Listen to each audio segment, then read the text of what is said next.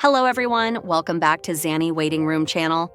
Double Echo Drops event has been started, and today I want to share with you all things you need to prepare for Phoebe and Brant if you decide to pre-farm for them. I will share all materials they need and also what echoes set that you need for them. To remind you, Phoebe will start coming in first phase of version 2.1, which is only 1 month left, and Brant will come in second phase of version 2.1, which is 3 weeks later. So while farming for character ascension and skills is easy, farming echoes to get a perfect rolls require lux and dedication. It's always better to farm early on. Let's start from Phoebe Ascension materials. Phoebe needs Whisper and Core that you can get from all enemies around the map, Firecracker Jewelweed, which you get from Rosemary's Apothecary in Regana City or Overworld map. For boss material, she will need Cleansing Conch that you can get from defeating Lorelei. To level up the skills, you also need a lot of Whisper and Core, so please make sure you have enough Whisper and Core. For materials from Domain, Phoebe needs Helix. And for weekly boss material, Phoebe needs Sentinel's Dagger that you can get from Joe. Now moving on to Echoes set for Phoebe. Phoebe Best in Slot Sonata set is Eternal Radiance set that you can farm in Tacit Field, and also enemies in Renacida. And for the main cost for Echoes, you would want to look for Nightmare Morning AIX. As for the stats on each pieces, if you plan on pulling for Phoebe's signature weapon, then you would want to look for crit damage and cost 4 echoes because Phoebe's signature give crit rate, and vice versa if you are using crit damage weapon.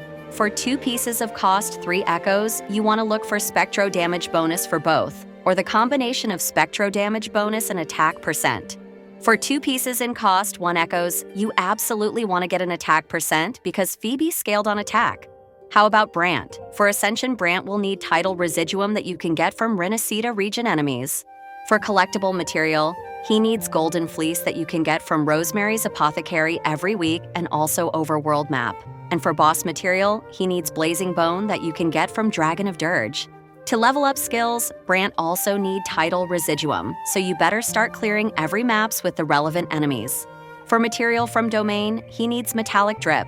For weekly boss material, Brant will needs the Netherworld Stare that you can get from new weekly boss, Hecate.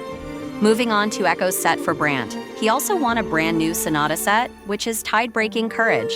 There is a problem though if you want to farm this set, because currently this set is not available to farm in Tacit Field, so your best bet is to go around and clear all relevant enemies. For cost 4 echoes, you would want to look for Dragon of Dirge boss.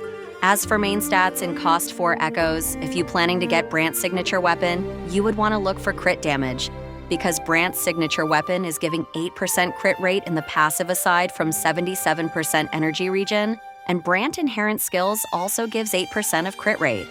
And exclusively for Brant, I also want to say that aside from double crit, you need to look for energy regen in every substats, because Brant kit only works well if you have enough energy regen for him. With enough energy regen, you can look for fusion damage bonus on both cost 3 echoes to maximize Brant damage. In cost 1 echoes, you would want attack percent on both pieces. Okay, that's all for today's video. Hope you can get a good build in echoes farming. Like the video if you enjoy, and don't forget to subscribe the channel and hit the bell button to get updated with Wuthering Waves news. See you everyone.